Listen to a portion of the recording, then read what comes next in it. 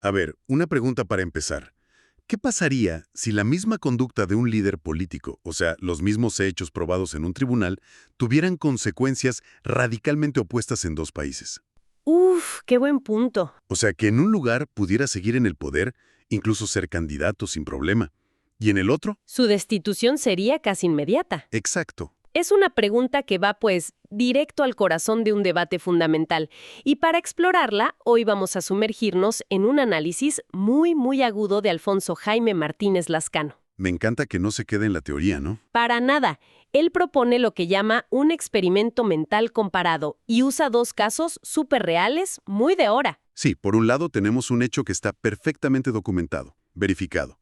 La condena penal contra Donald Trump en Nueva York en 2024. La incapacidad moral permanente. Y el objetivo de este análisis, y hay que dejarlo claro, no es juzgar a una persona o a un país. No, para nada. La idea es usar estos dos sistemas como si fueran un laboratorio para responder una pregunta mucho más grande. ¿Qué sería? ¿El derecho es una ciencia? O sea, ¿tienen reglas universales predecibles?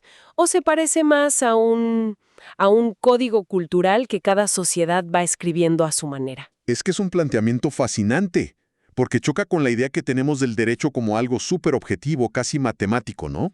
Totalmente. Pero lo que el autor sugiere es que las reglas del juego, en parte, se adaptan a la cultura del estadio. Bueno, pues vamos a desglosar esto. Venga. Empecemos por la pieza que quizá es menos conocida, la de Perú.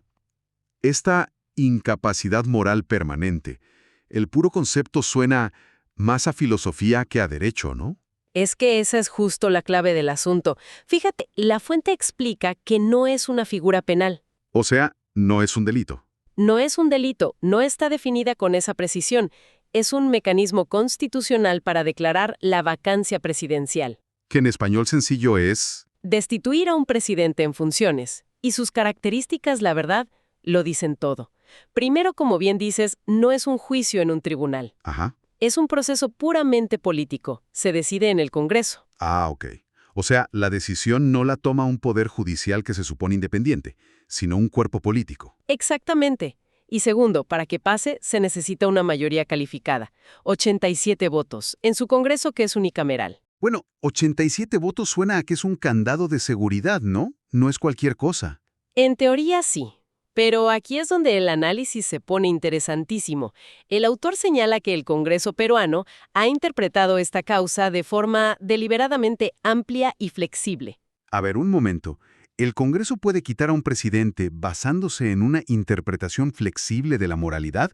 Eso suena, híjole, súper abierto a la política del momento. Totalmente. La fuente nos da ejemplos de cómo se ha usado esto. Claro, y no son teóricos, ¿eh? El artículo menciona dos casos muy recientes, muy sonados.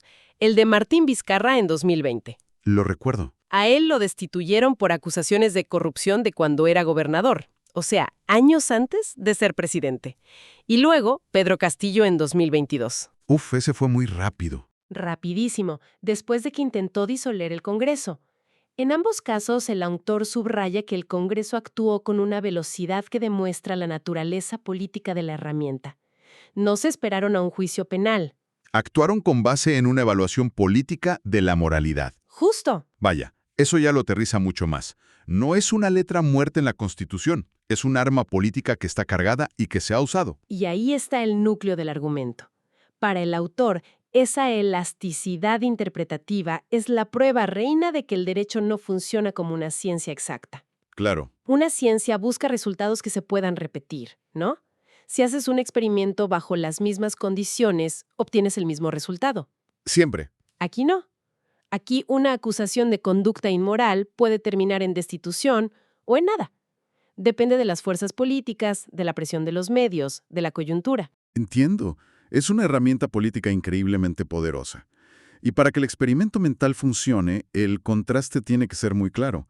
Y la fuente nos lo da con el caso de Estados Unidos, que opera con una lógica casi opuesta, ¿verdad? Es el polo opuesto, totalmente. Para entenderlo, primero hay que poner los hechos sobre la mesa, los que presenta el artículo. A ver. Basándose en la Fiscalía de Manhattan y en medios, dice: 1.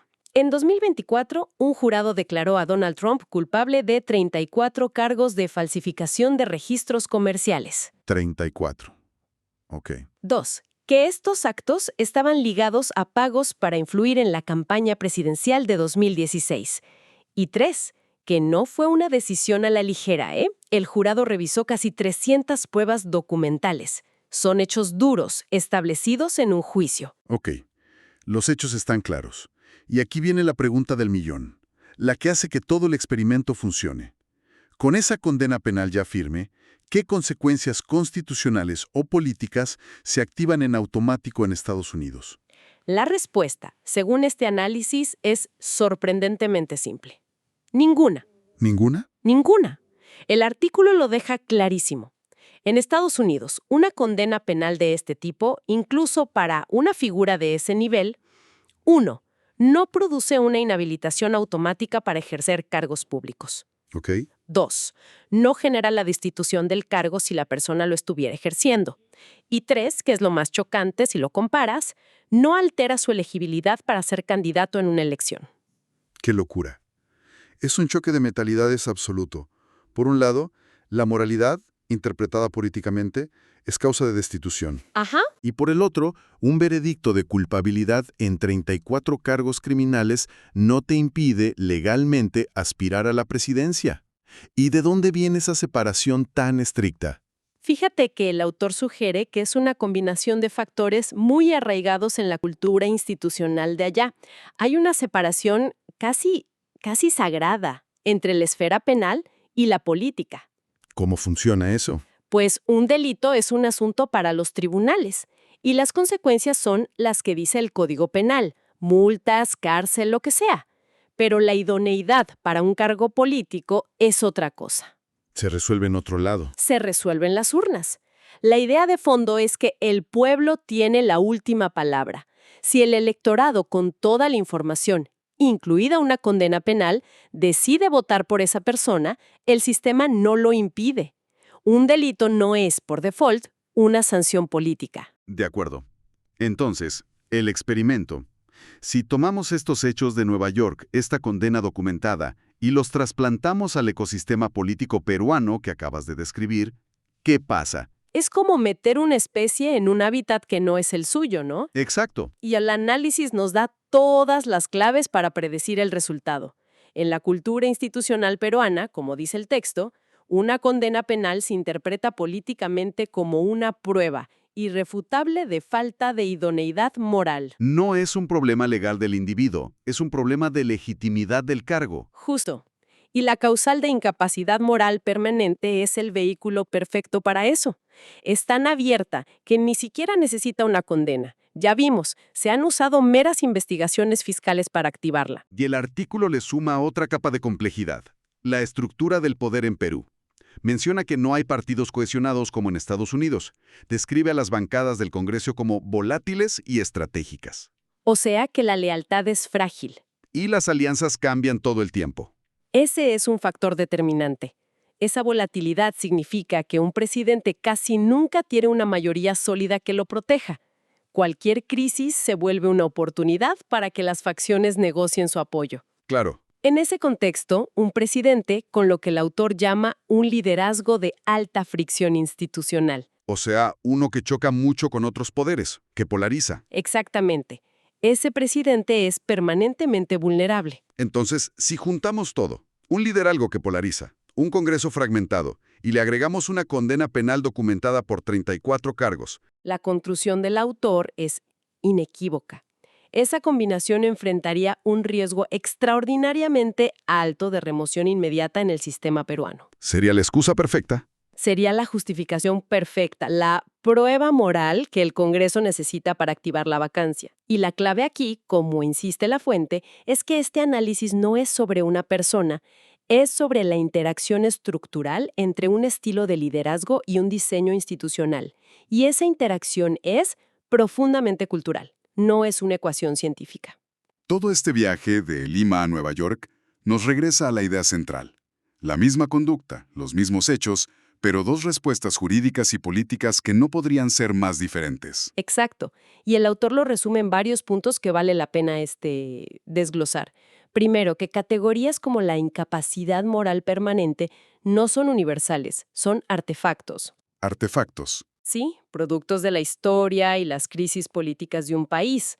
Sería impensable encontrar algo así en la Constitución de Estados Unidos o de Alemania, por ejemplo.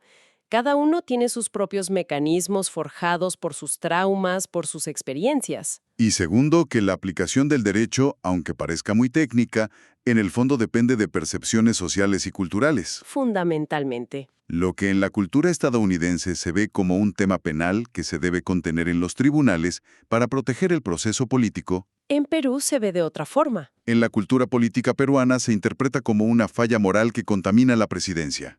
Y que exige la máxima sanción política, la destitución. Son dos formas distintas de entender la relación entre ética, derecho y poder.